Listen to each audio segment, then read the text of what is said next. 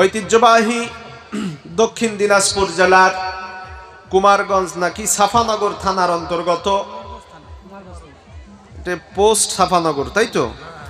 Safanagar post থানা কুমারগঞ্জ, সাফানগর জাতাহার জামে মসজিদ উন্নতিকল্পে বিরাট ধর্মীয় জলসার আজকের সম্মানিত আমন্ত্রিত ওলামা হযরত, সম্মানিত জলসা কমিটির সভাপতি সেক্রেটারি সাহেব, অত্র মসজিদের সম্মানিত ইমাম সাহেব, মুয়াজ্জিন সাহেব, মসজিদ কমিটির দায়িত্বশীল বৃন্দ, মুসল্লি বৃন্দ, আইম্মায়ে মাসাজিদ, আমন্ত্রিত ওলামায়ে কেরাম, বিশেষ করে গুরুত্বপূর্ণ আলোচনা করেছেন জনাব হযরত মাওলানা জাহানুল ইসলাম প্রিয় ভাই সহ, ওনার আগেও একজন বাবা যে আলোচনা করেছেন তিনি সহ সকল আমন্ত্রিত গণ্যমান্য কোরআন পাগল তাওহীদি জনতা, সমবয়স্ক বয়োজ্যেষ্ঠ বয়োকনিষ্ঠ ভাইরা, পর্দার আড়ালে অবস্থানরতা সম্মানিতা মা এবং বোনেরা, আসসালামু আলাইকুম ওয়া রাহমাতুল্লাহি ওয়া বারাকাতুহু।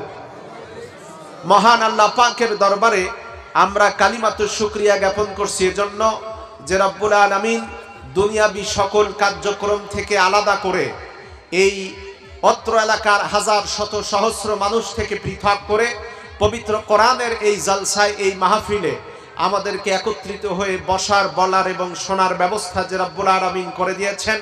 হৃদয়ের সমস্ত শ্রদ্ধা একত্রিত করে আকাশ বাতাস মুখরিত করে পুরুষোচিত কণ্ঠে, সকলে কণ্ঠে কণ্ঠ মিলিয়ে, বৃদ্ধ আবাল বৃদ্ধ যুবক কিশোর তরুণ সকলে মিলে আল্লাহ পাককে রাজি এবং খুশি করার জন্য একটু চিল্লায়া সকলে পড়ছি আলহামদুলিল্লাহ। সামনে তাও কিছুটা আওয়াজ হয়েছে, এখন আপনাদেরকে ডাউন করে দিয়ে আমি যদি ওই যে ওপাশে মহিলাদের কিছু বলতেছি না, তাই যে পরিমাণ ভলিউম আমার কানে আসতেছে তাতে আপনাদের বাদ দিয়ে ওনাদের যদি আওয়াজ দিতে বলি তাহলে আপনাদের বেটাগিরির আসন থেকে ওনারা দখল করে নেবে। ওনারা এমনি মনে মনে বলতেছে পুরুষ লোক তাদের পুরুষত্ব থেকে পদত্যাগ করুক, আমরা জায়গা দখল করব। কারণ আমাদের দেশে গত 17 বছর আর আগের 9 বছর ধরে 90-এর দশক থেকে এমনিতেই মহিলা দেশের প্রধানমন্ত্রী, প্রেসিডেন্ট, অনেক কিছু তার সাথ আপনার দেশেও লাগছে, সব মিলিয়ে ওরা কিন্তু জায়গা প্রায় দখল করে ফেলেছে। এই কারণে উপস্থিত যারা আছেন পুরুষ লোক, একটু পুরুষ লোকের মতো, সিংহ শার্দুলের মতো একটু ইমানি জজবা নিয়ে সকলে একসাথে সমস্বরে একসাথে পড়েন আলহামদুলিল্লাহ। হ্যাঁ, এবার একটুখানি ভলিউম ছেড়েছে। এরপরে আমরা আরো একবার দরুদ শরীফ পাঠ করি। মানবতার মহান মুক্তির দিশারি, আখিরাতের কান্ডারি, তাম পৃথিবীতে কিয়ামত পর্যন্ত আগত অনাগত সকল মানুষের জন্য আল্লাহ রাব্বুল আলামিন যাকে সাইয়্যিদুল মুরসালিন আকায়ে নামদার দুলালে আমিনা শাহে মদিনা করে পাঠিয়েছেন, আমরা সেই নবী দো জাহানের প্রতি আরো একবার মহব্বতের দরুদ পেশ করছি, সকলে পড়ছি সাল্লাল্লাহু আলাইহি ওয়াসাল্লাম। প্রিয় হাজিরিন, আমি কোন প্রকার ভূমিকা ছাড়া, ওই যে আশপাশে দেখতেছেন না বক্সের আওয়াজ আসতেছে, আমাদের মাইকওয়ালার পাও ধরে লুঙ্গি খুলে ফেলতেছি, তারপরও কোনো আওয়াজ বাইরে হচ্ছে না, আর ওখান থেকে ডিজের আওয়াজ ধপধপ ধপধপ ধপধপ করে আমাদের কান মাথা ফাটাই দিচ্ছে। এই জন্য কান কি বলে মনোযোগ অন্যদিকে চলে যাচ্ছে। আমরা সংক্ষিপ্ত একটি রোডম্যাপ নিয়ে আলোচনা শেষ করব। আল্লাহ যেন তৌফিক দান করেন। জোরে বলেন আমিন, আরো জোরে বলেন আমিন। আচ্ছা, আমি যদি 1 থেকে 1.5 ঘন্টা আপনাদের কাছ থেকে চেয়ে নেই, আপনারা কি থাকবেন না? থাকবেন তো একেবারে মোনাজাত পর্যন্ত? কারা কারা মোনাজাত পর্যন্ত, কারা কারা থাকবেন না তারা হাত তোলেন। ও, তাহলে বুঝতে পারেননি। এবার সকলে একটু সুন্দর করে দেখায় দেন। ইনশাআল্লাহ মোনাজাত যতক্ষণ না হবে ততক্ষণ আমরা প্যান্ডেল ছেড়ে যাব না। কারা কারা এবার দুহাত তুলে আল্লাহকে দেখান। নারায়ে তাকবীর, লিল্লাহি তাকবীর, হাত নামান। আসুন আমি আল্লাহর কোরআন থেকে সরাসরি আলোচনায় চলে যেতে চাই। যদি আপনাদের থেকে সম্মিলিত অনুমতি পাই, আপনারা সকলে মিলে কি অনুমতি দিবেন ভাই? আচ্ছা, এই যে কোরআনের মাহফিলে আসলাম, এই মাহফিলে আসার পরে আপনারা এখানে যে বসে আছেন, এই বসায় লাভ হবে না লস হবে?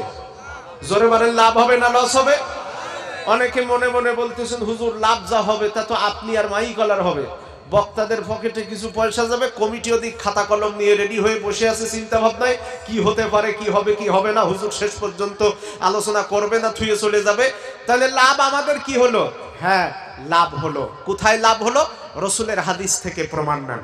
আমার ভাইয়েরা, আল্লাহর নবী হাদিসের ভিতরে বলেন, কোন মুসলমান ব্যক্তি যদি আল্লাহর কোরআন শুনবার জন্য, ইসলামের ইলম চর্চা করার জন্য, কোরআন হাদিসের আলোচনা করা হয়, এমন একটা মজমা, এমন একটা মজলিসে যাওয়ার জন্য কোন মুসলমান ব্যক্তি যদি বাড়ি থেকে রওনা হয়, লোকটা হাঁটতে হাঁটতে ওই কোরআনের মাহফিলের কাছাকাছি চলে যাবে, যত হতে পারে জুমা মসজিদের আলোচনা, হতে পারে মাদ্রাসায় দারসুল হাদিস দারসুল কোরআনের আলোচনা, হতে পারে খোলা ময়দানে তাফসিরুল কোরআন মাহফিলের আলোচনা, ইসালে সওয়াব ধর্মীয় জলসার আলোচনা, এক কথায় ইলম চর্চা যেখানে করা হয়, আল্লাহর কোরআন থেকে আলোচনা করা হয়, এমন একটা জায়গায় যাওয়ার জন্য কোন মুসলমান ব্যক্তি যদি বাড়ি থেকে রওনা হয়, বিশ্বনবী আমার বলেন, লোকটা হাঁটতে হাঁটতে ওই কোরআনের মাহফিলের কাছাকাছি চলে যাবে, যত আল্লাহ পাক সাহালাল্লাহু লাহু বিহি তরিকান ইলাল জান্নাহ, লোকটা হাঁটতে হাঁটতে ওই কোরআনের মাহফিলের প্যান্ডেলের কাছাকাছি চলে যাবে, যত আল্লাহ পাক জান্নাতের রাস্তা তার কাছাকাছি করে দিয়ে দিবেন তত। আরো জোরে বলেন সুবহানাল্লাহ। এবার আল্লাহর নবী হাদিসের ভিতরে আরো বলেন, কোন মুসলমান যখন আল্লাহর কোরআনের মাহফিলের প্যান্ডেলের ভিতরে বসে থাকবে, ওঠাউঠি করবে না, নড়াচড়া করবে না, ইয়াতলুনা কিতাবাল্লাহ, কোরআন থেকে তেলাওয়াত করবে, ইয়াতাদারাসুনা বাইনাহুম, নিজেদের ভিতরে সেই তেলাওয়াতকৃত আয়াত এবং হাদিসের উপরে আলোচনা করবে, নসিহত করবে। এমন অবস্থায় আল্লাহ রাব্বুল আলামিন ওদের পুরস্কার দুইটা দিবেন। এক নাম্বার পুরস্কার হলো ইল্লা হাফাতুহুমুল মালায়েকা, আল্লাহর পক্ষ থেকে একদল ফেরেশতা আসবে, কোরআনের মাহফিলের শ্রোতাগুলি আল্লাহর কোরআন শোনার জন্য বসে থাকবে, যতক্ষণ আল্লাহর পক্ষ থেকে ওই ফেরেশতারা তাদের নিরাপত্তা দানের জন্য দাঁড়ায় থাকবে, ততক্ষণ। জোরে বলেন সুবহানাল্লাহ। এরপরে দ্বিতীয় নাম্বার পুরস্কার হলো, আল্লাহর নবী বলেছেন, ওয়া নাযালাত আলাইহিমুস সাকিনাহ, আল্লাহর কোরআন শোনার জন্য প্যান্ডেলের নিচে ওরা বসে থাকবে, যতক্ষণ আল্লাহ পাকের পক্ষ থেকে ফেরেশতারা ওই অন্তরের প্রশান্তি নিয়া, নাযালাত আলাইহিমুস সাকিনাহ, আল্লাহ পাকের পক্ষ থেকে সাকিনা নামক রহমতের একটা চাদর দিয়া কোরআনের মাহফিলের প্যান্ডেলের প্রতিটা অন্তরের ভিতরে প্রশান্তি দান করে দিয়ে দিবেন, ততক্ষণ। জোরে বলেন সুবহানাল্লাহ। এবার আমার আল্লাহ পাক বক্তব্য দিচ্ছেন কোরআনুল কারীমের ভিতরে, শুনুন। আল্লাহ পাক বলেন, ওয়া ইযা কুরিয়াল কুরআনু ফাসতামিউ লাহু ওয়া আনসিতু লাআল্লাকুম তুরহামুন। আল্লাহ পাক ডাক দিয়ে বলেন, দুনিয়ার মানুষ, আল্লাহর কোরআন থেকে যখন তেলাওয়াত করা হবে, আল্লাহর কোরআন থেকে যখন তেলাওয়াত করা হবে, আলোচনা করা হবে, যদি তোমরা মনোযোগের সাথে ভদ্রতা বজায় রেখে আলোচনাটা শুনতে পারো, কোরআনকে মহব্বত করে যদি শুনতে পারো, তাহলে আমি আল্লাহ রাব্বুল আলামিন কোরআন পাকের ভিতরে ওয়াদা করলাম, বান্দা খালি হাতে ফিরাবো না, লাআল্লাকুম তুরহামুন, আমার পক্ষ থেকে বান্দারে আমি আল্লাহ তোমাকে রহমত দিয়া তোমার গোটা জিন্দেগিটা আমি ধন্য করে দিলাম। জোরে বলেন সুবহানাল্লাহ।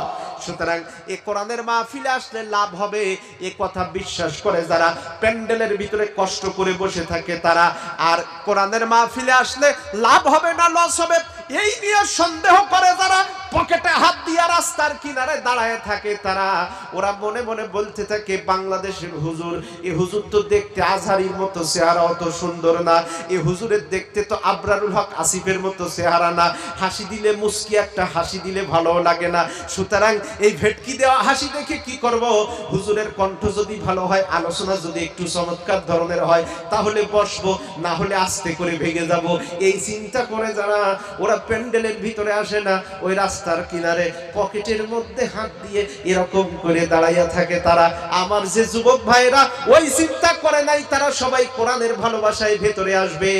আর যারা মনে করতেছে না হুজুর যত কৌশল করেন বাড়িতে 11টার আগে না গেলে বউ দরজা খুলবে না, এই চিন্তা করেছে যারা, আস্তে করে চলে যাবে তারা। আমি এখন একটুখানি জিকির করব, তার ভিতরে রাস্তার পাশে যারা আছেন একটু ভিতরে চলে আসেন। লা ইলাহা ইল্লাল্লাহ, সকলে লা ইলাহা। রাস্তার কাছে যারা আসেন, এই নিচে যারা আসেন একটু ভিতরে আসেন ভাই, এই যে সামনে জায়গা আছে এইদিকে আসেন, আপনারা একটু আগায় সামনে। আমার ভাইয়েরা একটু জিকির, লা ইলাহা ইল্লাল্লাহ, লা ইলাহা, লা ইলাহা। কার ভরসায় আছো রে মন, কিসের এত আশা, এত সাধের বাড়ি তোমার ভাঙবে একদিন বাসা। কার ভরসায় আছো রে মন, কিসের এত আশা, এত সাধের বাড়ি তোমার ভাঙবে একদিন বাসা। তোমার গোনা দিন ফুরাইয়া যাবে, গোনা দিন ফুরাইয়া যাবে, যৌবনে লাগিবে ভাটি। ওই যে দেখো ডাকিতেছে তোমায় কবরের মাটি, ওই যে দেখো ডাকিতেছে তোমায় কবরের মাটি। সন্ধ্যার আগে যেদিন ডুববে রে বেলা, এক নিমিষে ভেঙ্গে যাবে সেদিন রঙ্গের মেলা। তুমি কার দিবা জোর ধমক, কার দিবা জোর ধমক, কার মাথায় ভাঙ্গিবা লাঠি। ওই যে দেখো ডাকিতেছে তোমায় কবরের মাটি, ওই যে দেখো ডাকিতেছে তোমায় কবরের মাটি। আমার ভাইরা যারা এখানে বসে আছেন তারা ওয়াদা করেছেন মোনাজাতের আগে উঠবেন না, যদি পেশাব লাগে পায়খানা লাগে তাহলে আস্তে করে উঠে যাবেন, আবার চলে আসবেন। কারণ আসলে আমি লম্বা কোনো আলোচনা, আমার শারীরিক কন্ডিশনটাও খুবই খারাপ, আমি মিডিয়াম পর্যায়ের একটা আলোচনা করে আমি আজকে ইনশাল্লাহ আপনাদেরকে নিয়ে দোয়া মোনাজাতে যাব। আমি পবিত্র কোরআনুল কারীম থেকে 114টা সূরা, 114টা সূরার 74 নম্বর সূরা, নাম হলো সূরাতুল মুদ্দাসসির। এই সূরাতুল মুদ্দাসসির থেকে ছোট্ট ছোট্ট 9টি আয়াতে কারিমা তেলাওয়াত করেছি। এই আয়াতগুলির ভিতরে আল্লাহ পাক কি বলেছেন, এই আয়াতগুলির ভিতরে আল্লাহ পাক আমাদের জন্য রোডম্যাপ কি দিয়েছেন, বক্তব্য কি দিয়েছেন, এই কথাগুলি বলেই আমি সংক্ষিপ্তভাবে আলোচনা শেষ করে দেব। তার আগে সূরাটির শানে নুজুল একটুখানি বলতে চাই, একটু জিকির লা ইলাহা। মাহফিলের মানুষজন এখন আপডেট হলো না, সেই 50 বছর আগে পড়ে রয়েছে। জান আমাদের একটু দেন, একটা থেকে খুলি, একটা কাঠের চেয়ার, একটা ডেকোরেটর, দুইটা না একটাই দেন, একটা ঠিকঠাক করতে ভাইরা না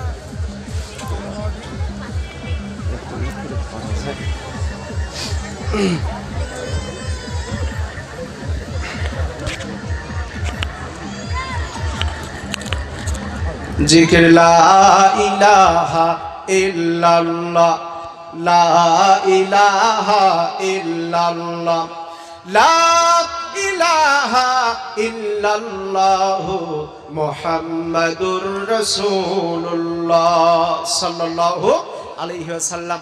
সম্মানিত হাজিরিন, 74 নম্বর সূরা। পবিত্র কোরআন শরীফে মোট সূরা আছে 114টা। জোরে বলেন কয়টা? আরো জোরে বলেন কয়টা? 114টা। এই 114টা সূরার 74 নম্বর সূরা আমি আপনাদের সামনে তেলাওয়াত করেছি। সূরার নাম মুদ্দাসসির, আয়াত সংখ্যা 9, মানে মোট আয়াত থেকে 9টি আয়াতে কারিমা আমি আপনাদের সামনে তেলাওয়াত করেছি। এই সূরাটা নাজিল হয়েছে কখন?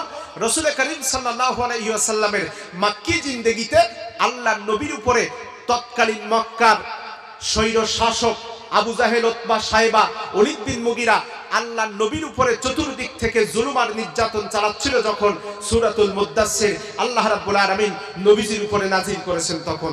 মুত্তাফাকুন আলাইহি হাদিসের ভিতরে আমার ভাইরা ইমাম বুখারী, ইমাম মুসলিম রাহমাতুল্লাহি আলাই তারা হাদিস নকল করেছেন এভাবে, আল্লাহর রাসূল রাস্তা দিয়ে হেঁটে যাচ্ছেন, আবু জাহেল ডাক দিয়ে বলতেছে, দেখো মুহাম্মদ একটা ভুয়া নবী।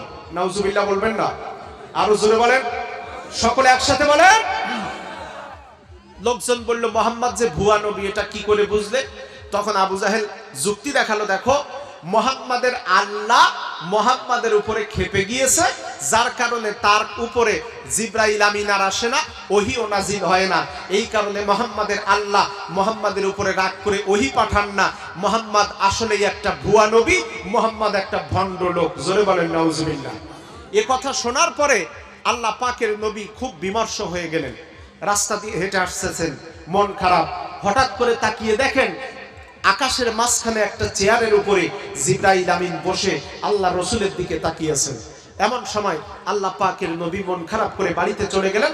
আল্লাহ পাক ডাক দিলেন, রে জিবরাইল, আর করিস না দেরি, চলে যা তাড়াতাড়ি। আমার হাবিব নবী মুহাম্মদ রাসূলুল্লাহ সাল্লাল্লাহু আলাইহি ওয়াসাল্লাম মনে বড় আঘাত পেয়ে, কষ্ট পেয়ে ওই যে বাড়ির ভিতরে গিয়া কম্বলের নিচে ঘুমিয়ে পড়েছেন, চাদর আবৃত হয়ে, কম্বল আবৃত হয়ে। আমার নূর নবীকে, আমার হাবিব নবীকে সান্ত্বনা দেওয়ার জন্য সূরাতুল মুদ্দাসসিরটা একটুখানি নাজিল করে দাও। আমার ভাইরা, এইখানে আমি ছোট্ট একটা প্রশ্ন করি। আল্লাহ পাকের নবী যেদিন জন্মগ্রহণ করেছিলেন, আল্লাহ পাকের নবীজির জন্মের কথা শুনে আবু লাহাব, উতবা, সাইবা, ওয়ালিদ বিন মুগিরা, মক্কার নেতৃবৃন্দ, তারা সকলে কিন্তু রাসূলের উপরে প্রচন্ড খুশি ছিল। আল্লাহর নবী যেদিন জন্মগ্রহণ করেছেন, জন্মের আগের রাত্রিতে আমার ভাইরা সিরাতের কিতাবগুলি যতগুলি আমি নিজে পড়েছি, আর রাহিকুল মাকতুম লিখেছেন আল্লামা শফিউর রহমান মুবারকপুরি রহমাতুল্লাহ আলাইহি, সিরাতে ইবনে হিশাম, সিরাতে সরওয়ারে আলম, এভাবে করে যতগুলি সিরাতের কিতাব আছে আমার ভাইরা, সিরাতে মুস্তাফা আল্লামা ইদ্রিস কান্দরবি রহমাতুল্লাহ আলাইহি লিখেছেন। সম্মানিত ভাইরা, বিশ্ব নবীর জন্মের আগের দিন রাত্রিবেলা আল্লাহ রাসূলের আপন চাচা নাম হলো আবু লাহাব, রাসূলের চাচা আবু লাহাব বাড়ির ভিতরে প্রবেশ করে বিবিকে ডাক দিয়ে বললেন, বিবি রে, আমাদের বাড়িতে আমাদের দাসী সুয়াইবাকে কেন দেখি না, কোথায় গেছে? আল্লাহ নবীর চাচা আবু লাহাবের প্রশ্নের জবাবে স্ত্রী ডাক দিয়ে বলল, স্বামী, আপনার দাসী সন্ধ্যাবেলা সাজগোজ করে বাড়ি থেকে কোথায় বেরিয়ে গেছে বলতে পারলাম না আমি। এইবার আবু লাহাব একটা চাবুক নিয়ে বাড়ির কাছে বসে গেছে। উদ্দেশ্য হলো সকালবেলা বাড়ির ভিতরে যখন দাসী সুয়াইবা প্রবেশ করবে, সবার আগে এই চাবুক দিয়া তার পিঠের চামড়াগুলি তুলে নেবে, তারপরে তার কাছে কৈফিয়ত চাইবে সারা রাত কোথায় ছিল।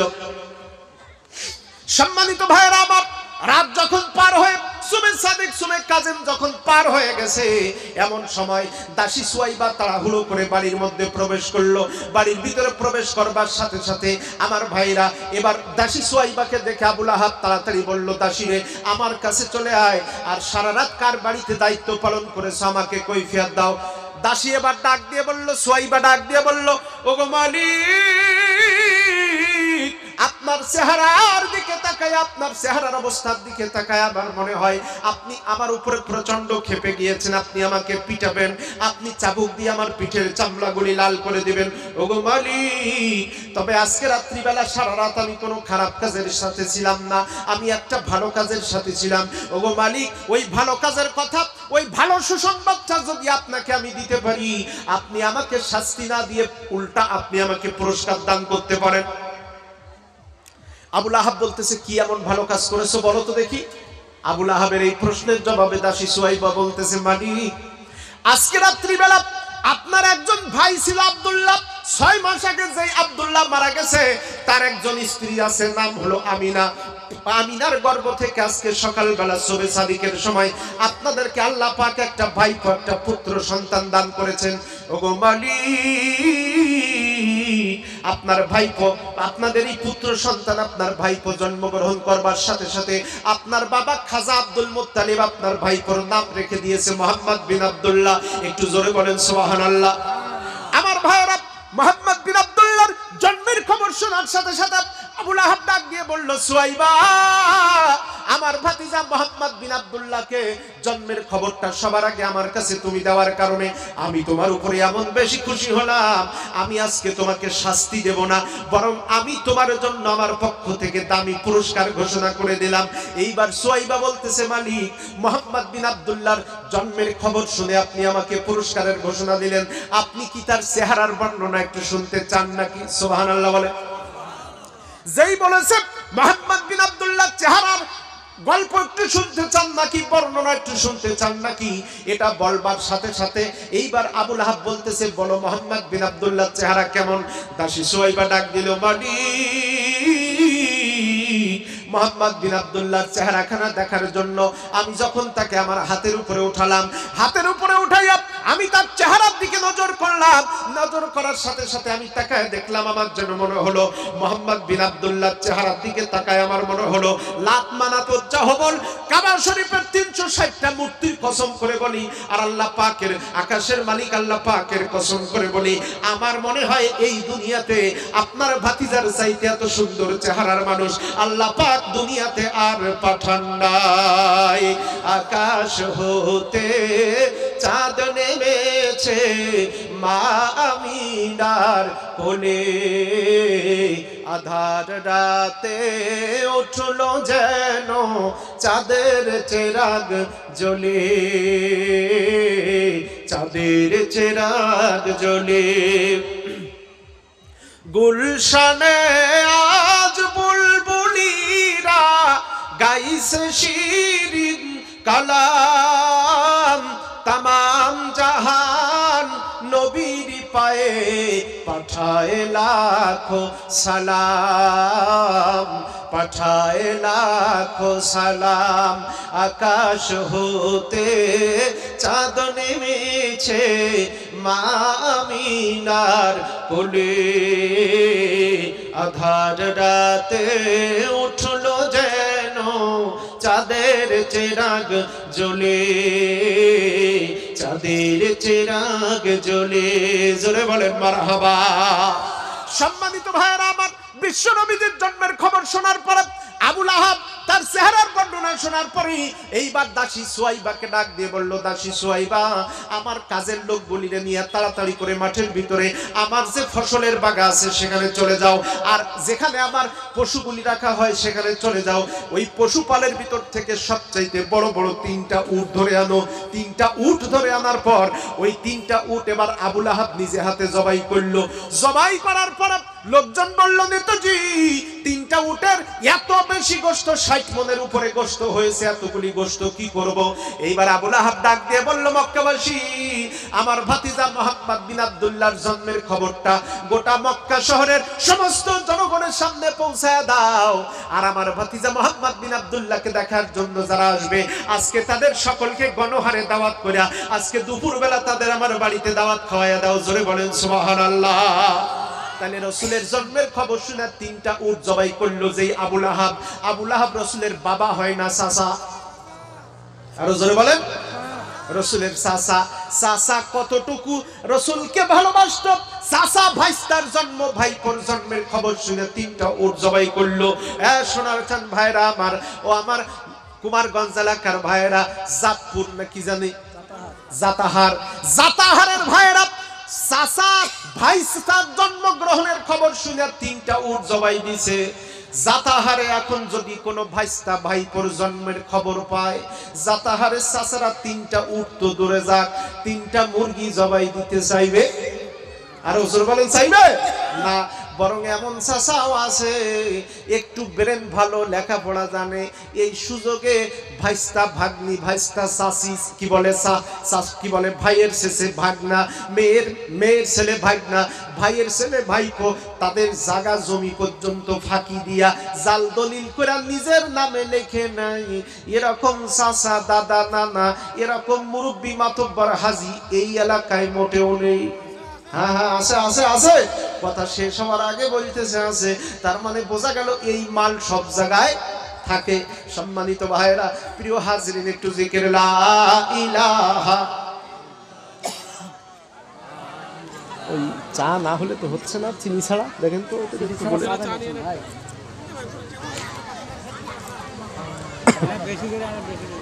একটা চানলে হবে, চিনি ছাড়া, মোটে চিনি দেবে না।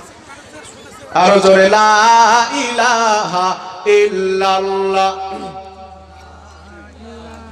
লা ইলাহা,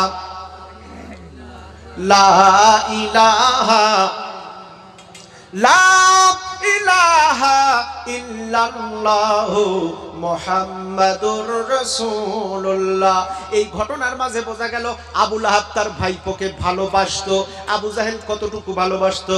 রসুলের বয়স যখন 8 বছর, জোরে বলেন কত বছর? সকলে বলেন কত বছর? 8 বছর বয়সের সময় বিশ্ব নবীজি একদিন রাতের বেলা প্রচন্ড অসুস্থ হয়ে গেছেন, চোখের ভিতরে যন্ত্রণা। আমার ভাইরা, রসুলের আপন চাচা আবু তালিব আল্লাহর নবীকে নিয়ে সাথে করে আবু জাহেলের বাড়িতে চলে গেলেন। আবু জাহেলের তখন নাম হলো ওমর ইবনুল হিশাম ওরফে আবুল হেকাম, তখন তার নাম আবু জাহেল লেখা হয় নাই। আমার ভাইয়েরা, আবু জাহেলের বাড়িতে গিয়া এইবার আবু তালিব ডাক দিয়া বলে, আবু জাহেল নাই, আমাদের কলিজার টুকরা ভাতিজা মোহাম্মদ বিন আব্দুল্লাহ প্রচন্ড অসুস্থ হয়ে গেছে, চোখের যন্ত্রণায় ছটফট করে। আমরা এখন এই রাত্রিবেলা মোহাম্মদ বিন আব্দুল্লাহ চোখের যন্ত্রণায় ছটফট করবে আর আমরা বসে বসে ঘুমাবো, আমরা আরাম করব, শুয়ে পড়ে ঘুমাবো, তা হবে না।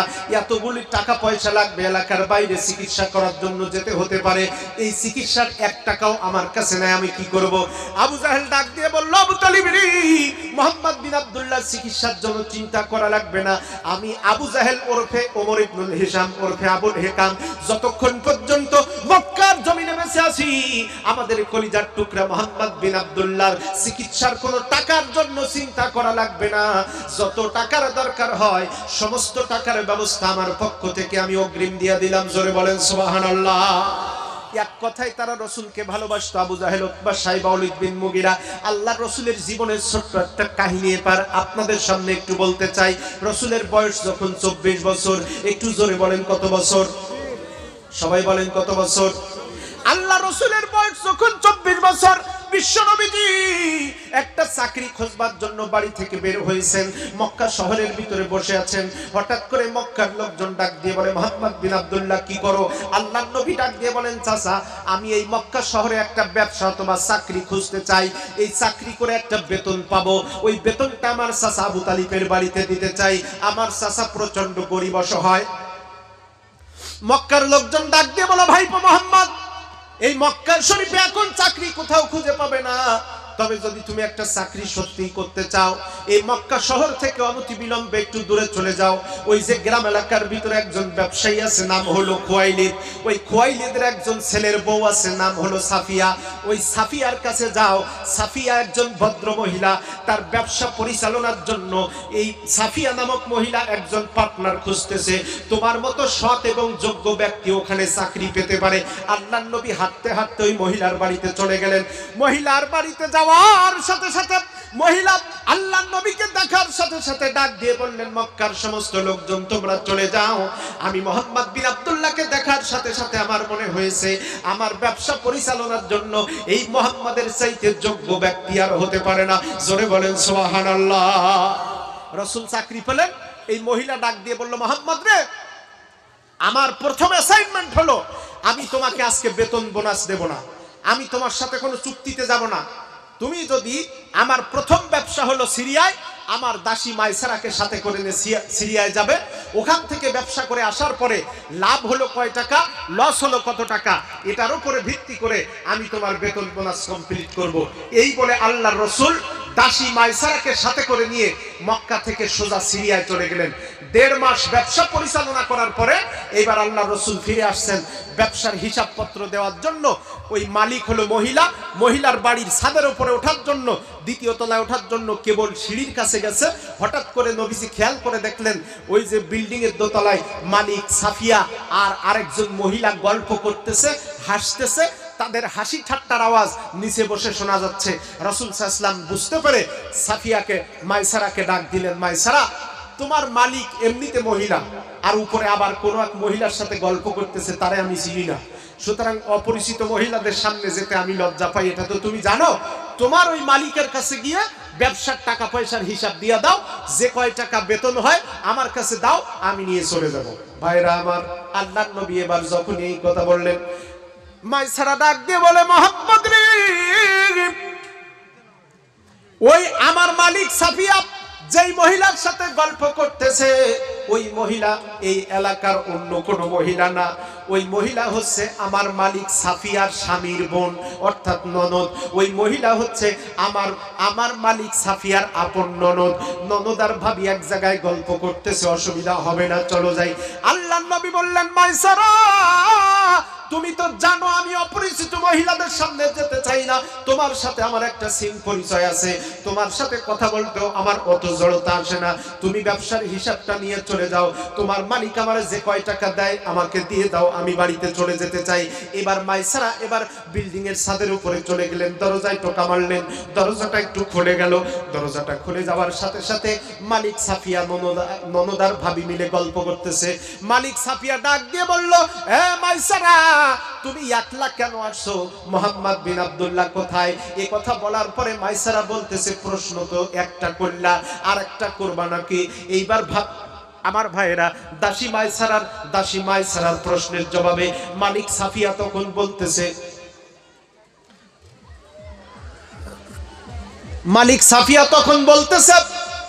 এ মাইসারা, ব্যবসায় লাভ হলো না লস হলো?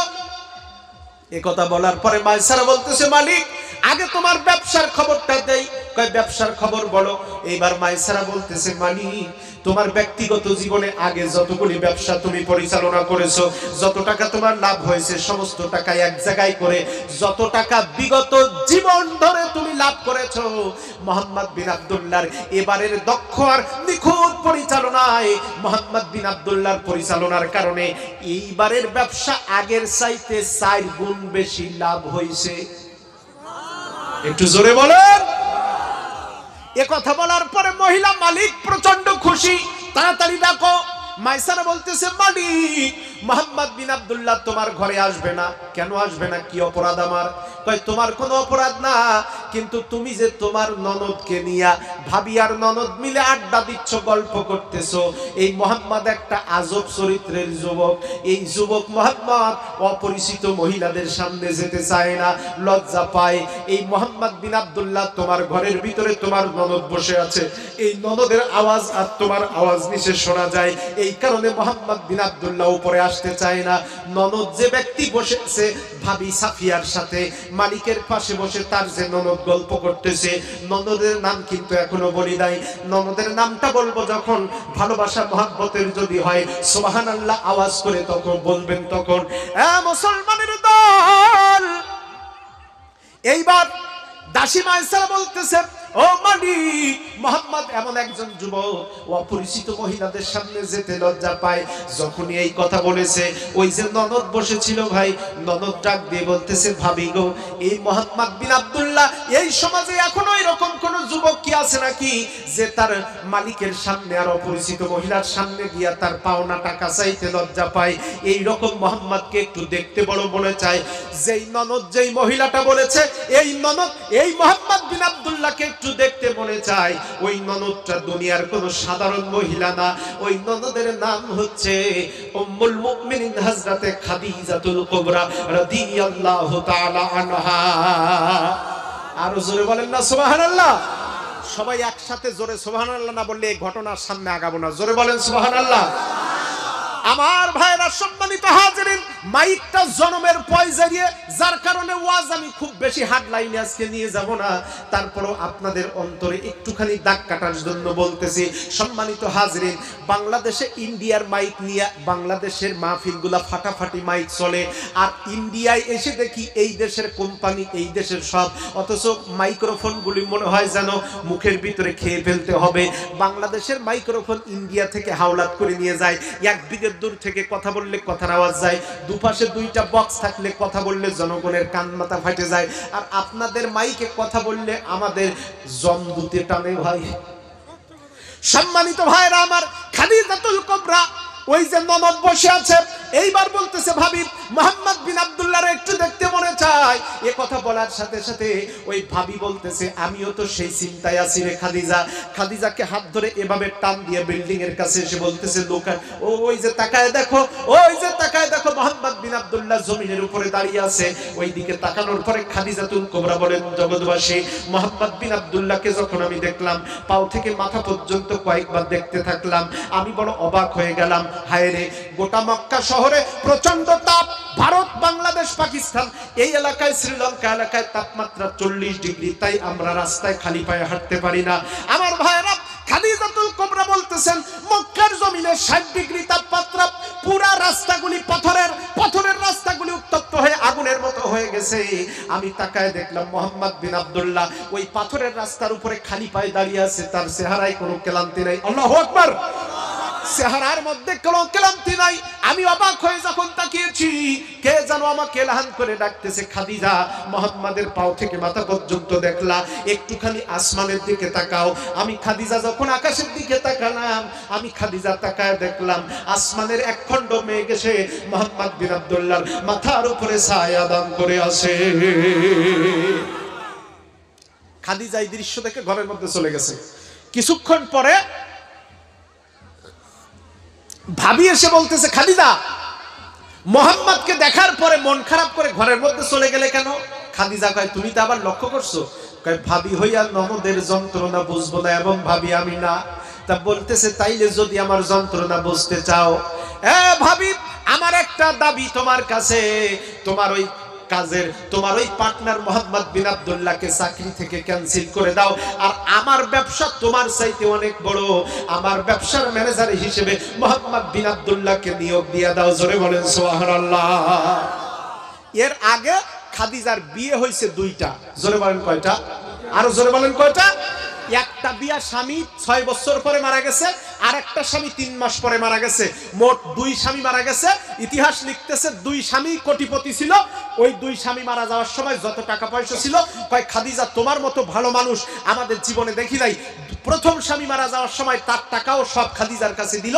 দ্বিতীয় স্বামী মারা যাওয়ার সময়ও সমস্ত টাকা খাদিজার কাছে দিয়ে বলতেছে, মানুষের জন্য খেদমতের কাজ করো। এই বলে 2টা স্বামী মারা গেছে। কোটি কোটি টাকার মালিক এখন খাদিজা। আবার বাপের কাছ থেকে অনেক বড় সম্পত্তি পাইছে। এখন দেখা গেল পৈতৃক সূত্রে বাপের কাছ থেকে টাকা পয়সা পাইয়া এখন মক্কা শহরের সবচেয়ে বড় ব্যবসায়ী, বড় টাকাওয়ালার নাম খাদিজা। জোরে বলেন সুবহানাল্লাহ। আরো জোরে বলেন সুবহানাল্লাহ। শেষ পর্যন্ত এবার দেখা গেল স্বামী মারা গেছে কয়টা? আরো জোরে বলেন। 2টা স্বামী মারা গেছে। এখন মক্কার লোকজন গণহারে খাদিজারে বিয়ের প্রস্তাব দিচ্ছে, কারণ খাদিজা দেখতে শুনতে ভালো, চরিত্রও ভালো, জ্ঞানেও ভালো, আবার সবচেয়ে বেশি টাকারও মালিক। এখন আমার ভাইয়েরা এই টাকার লোভে পড়ে যখন 2টো স্বামী মারা গেছে, তখন এলাকার লোকজন মনে করতেছে যে যা বাদে টিকিটের মতো গড়ে সবাই বিয়ের প্রস্তাব দিচ্ছে। ইতিহাসের ভিতরে এবং সিরাত ইবনে হিশামের ভিতরে একটুখানি আসছে। শেষ পর্যন্ত একদিন সন্ধ্যাবেলা আবু জাহেল, সেও একজন ঘটক পাঠালো। খাদিজা বলতেছে, আব্বা, আজকের এই ঘটকটা কে পাঠিয়েছে? তার বাবা বলতেছে, আবু জাহেল পাঠিয়েছে। খাদিজা কয়, আব্বা, আমার বিয়ের প্রস্তাবে যখন আবু জাহেলের মতো চাচা বুড়ো টাইপের লোক আসতেছে, আমি খাদিজা আজকে ওয়াদা করলাম, আমি খাদিজা জীবনে আর বিয়া করব না। এভাবে মোট 9 বছর, টোটাল 39 বছর পার হয়ে আজকে রসুলের বয়স 24, খাদিজার বয়স 39 বছর।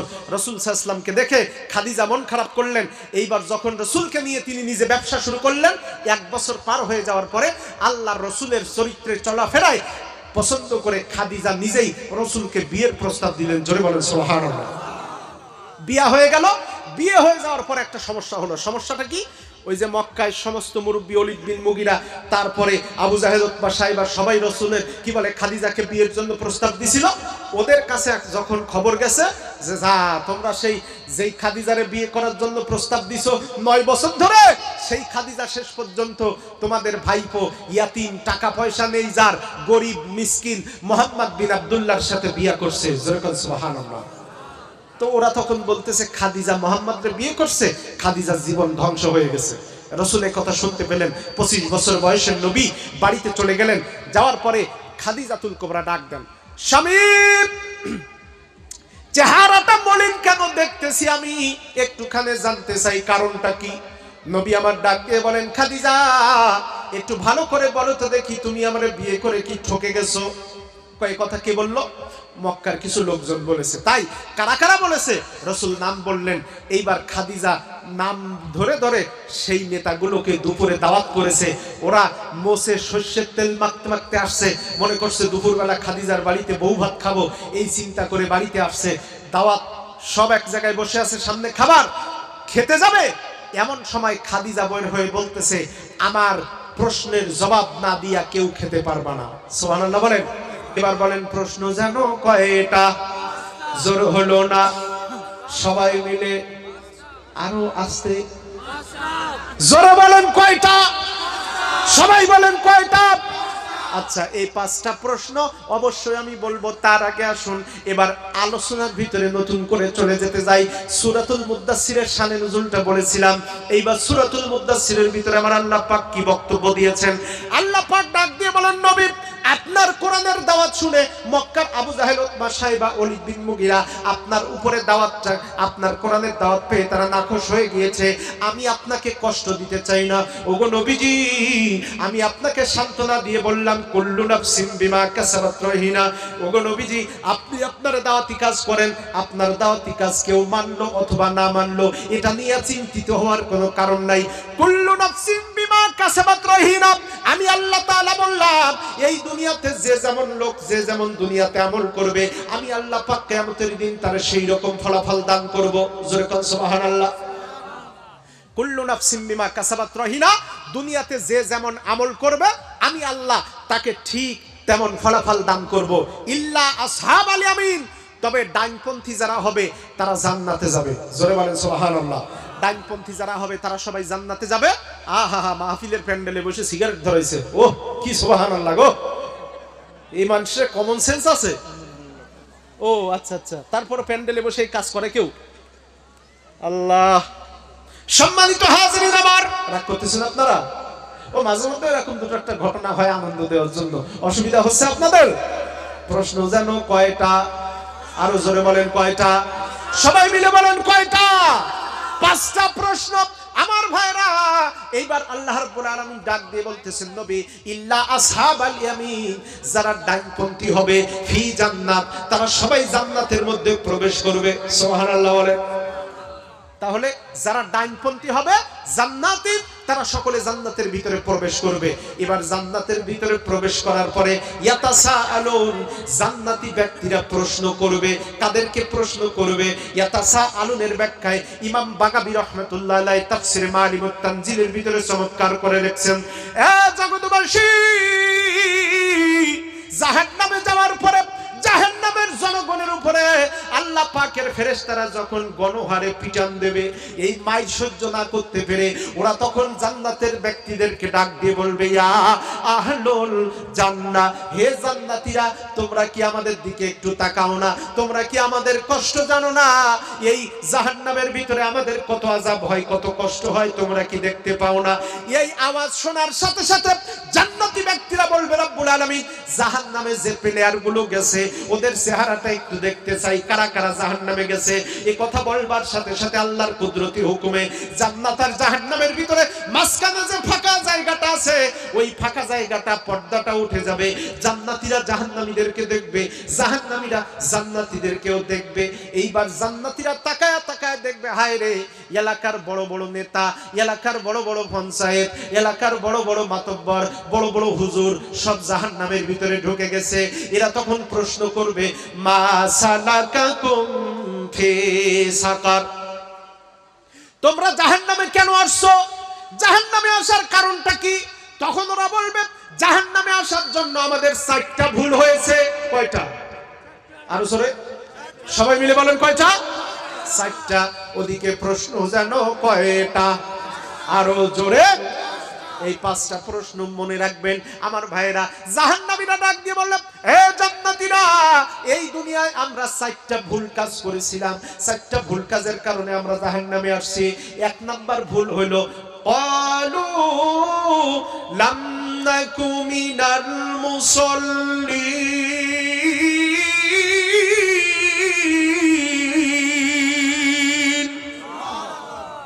ওরা ডাক দিয়ে বলবে, দেখো, আমরা দুনিয়াতে নামাজ পড়তাম না। জোরে বলেন কি পড়তাম না?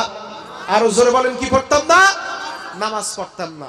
তাহলে নামাজ না পড়ার কারণে তারা যদি জাহান্নামে যায়, আজকে এই জাতাহনগর না কি জাতাহারের মুসলমান এনারা যদি আমরা নামাজ না পড়ি জান্নাতে যেতে পারবো?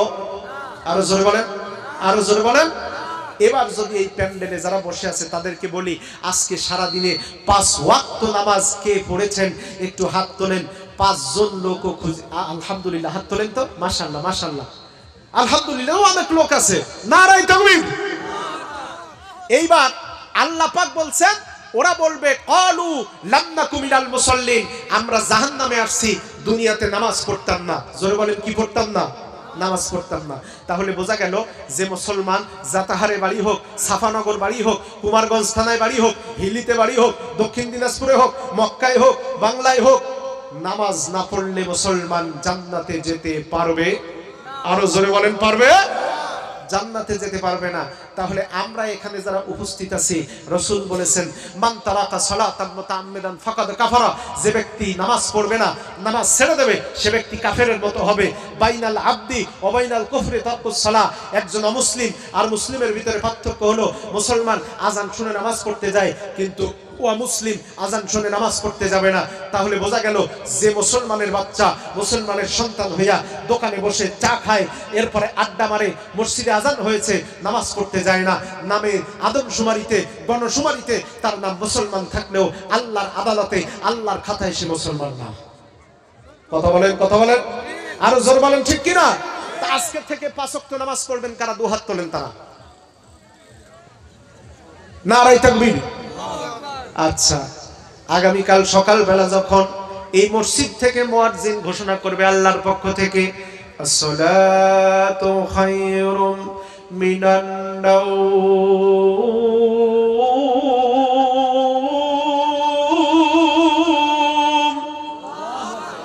আসসালাতু খায়রুম মিনান নাওম।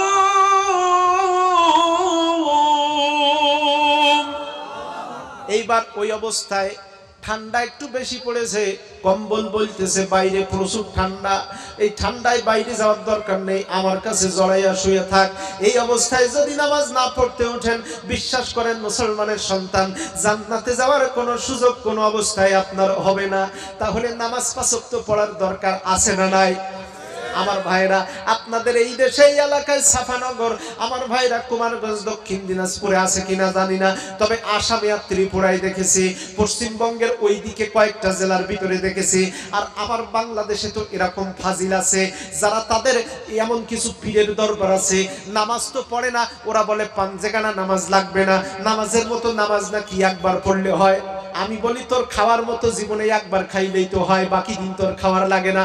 এ মুসলমান, ওরা আবার গান গায়, কয় পানির তলে বাতি জ্বলে ঝড় বাতাসেও নেভে না, পানির তলে বাতি জ্বলে ঝড় বাতাসেও থামে না, খাজা বাবার মুরিদ হলে নামাজ রোজা লাগে না, টুনটুনা টুনটুন।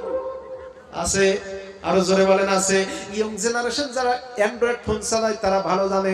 আমার ভাইয়েরা, এরা এইবার বাংলাদেশ থেকে আমার ভাইয়েরা ইন্ডিয়া থেকে বাংলাদেশের যত ভণ্ড পীরগুলি এই আকামগুলা করে, ওরা আবার কমেন্ট করে আমরা পশ্চিমবঙ্গ থেকে বলতেছি, এর চাইতে তো আমাদের পশ্চিমবঙ্গ ভালো আছে। আসলে তাই, কারণ আমাদের ওইটুক দেশের মধ্যে আমরা গণনা করে দেখলাম 67,000 পীর।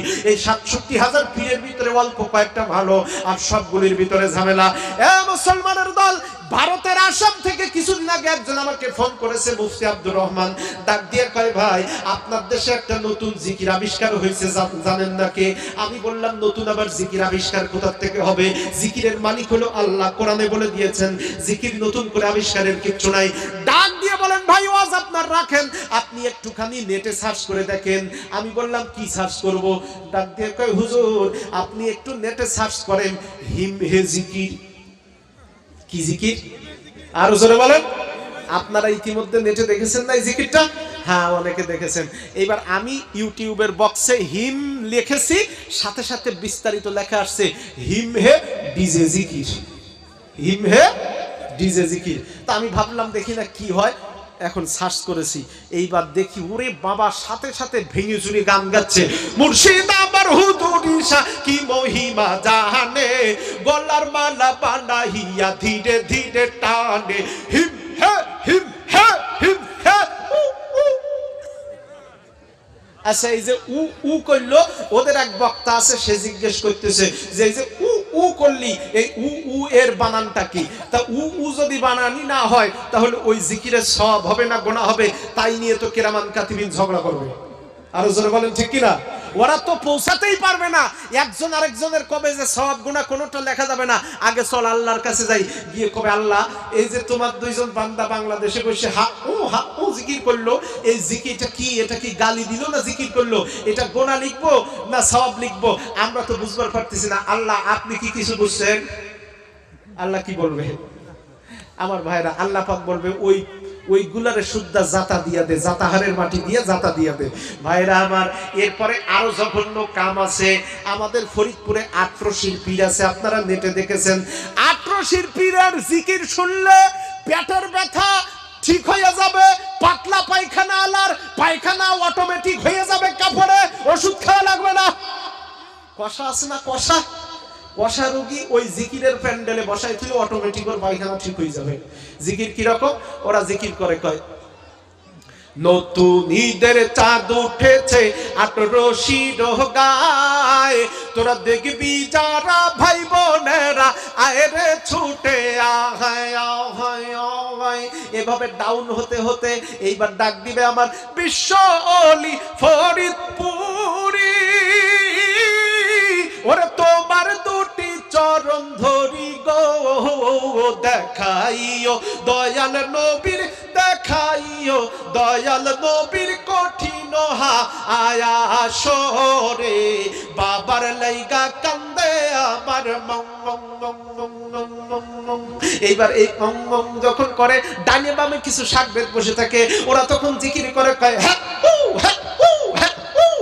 আমরা যখন বলি তোরা কি করতেছি, হ্যাঁ উ হ্যাঁ উ, ওরা ওইটা জিকির করতেছে। জিকিরের নাম হলো হ্যাঁ উ।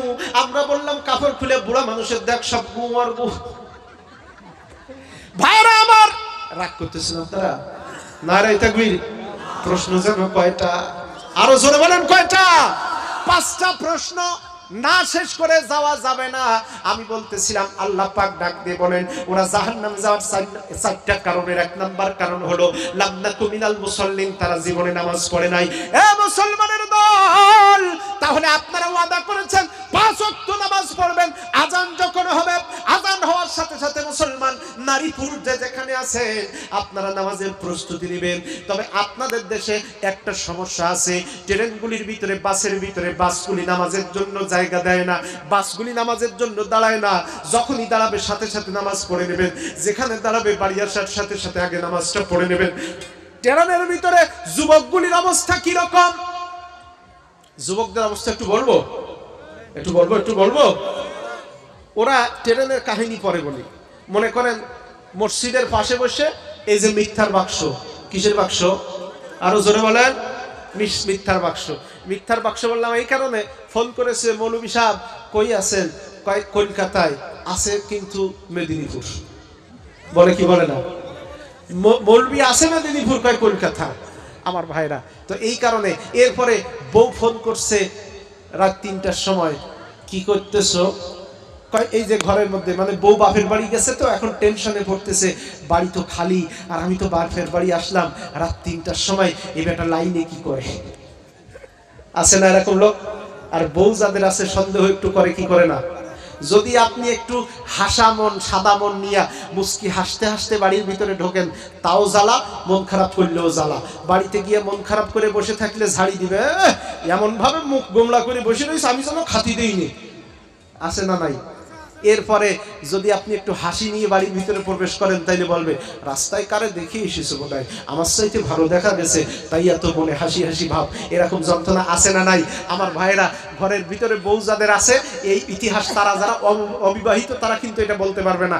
আমার ভাইরা, আমাদের দেশের এক কবি সুন্দর করে লিখেছে, এই শীতের দিনে, মানে কবি মানুষ তো, ফেসবুকে পোস্ট করেছে, কয় শীতের দিনে তোমার কাছে ফুল চাইনি হে প্রিয়, সময় করে ভাজা ফুলকপি পাঠাইয়া দিও। যেই এই কবিতা ফেসবুকে লিখেছে, লেখার সাথে সাথে বউ গিয়ে অফিসে হাজির, বলতেছে জীবনের তরে ফুলকপি খাইসনি? ও বলতেছে আমি ফুলকপি খাইনি মানে? এই ভালো করে বল, তোর জীবনে কেউ ফুলকপি দেয় না, আমি তোরে ফুলকপি খাওয়াই না? ফুলকপি এত এত কিছু বাদ থাকতে ফেসবুকে ফুলকপি নিয়ে তুই কবিতা লিখলি কেন? আর ফুল চাইলি কেন? আর কত ফুলকপি খাইছিস? কতজন তোরে ফুলকপি দিছে? আমার আগে কত ফুলকপি খাইছিস? আমার ফুলকপি খাইয়ে তোর হজম হয় না? এভাবে 100টা প্রশ্ন করলো। লোকটা বলতেছে, আল্লাহ আমি লিখলাম কি উদ্দেশ্যে রোমান্টিক রোমান্টিক ভাব নিয়ে ফেসবুকে, আর আজকে আমার জীবনটা আমার বউ একা ফুলকপিময় করে তুললো। এরপরে কিছুক্ষণ পর দেখলো অফিসে বসে বউ চা বানায় দিল, সাথে ফুলকপি ভাজার বড়া দিল। সন্ধ্যাবেলা বাড়িতে গেছে, দেখে ফুলকপি ঝোল, ফুলকপি দিয়া ডাল, ফুলকপি দিয়া মাংস। সকালবেলা উঠে দেখে ফুলকপির ভাজি, ফুলকপির সবজি। লোকটা এবার বলতেছে, আল্লাহর হস্তে বউ তুইও মাফ কর, ফুলকপি আমার জীবন থেকে দূর করে দে।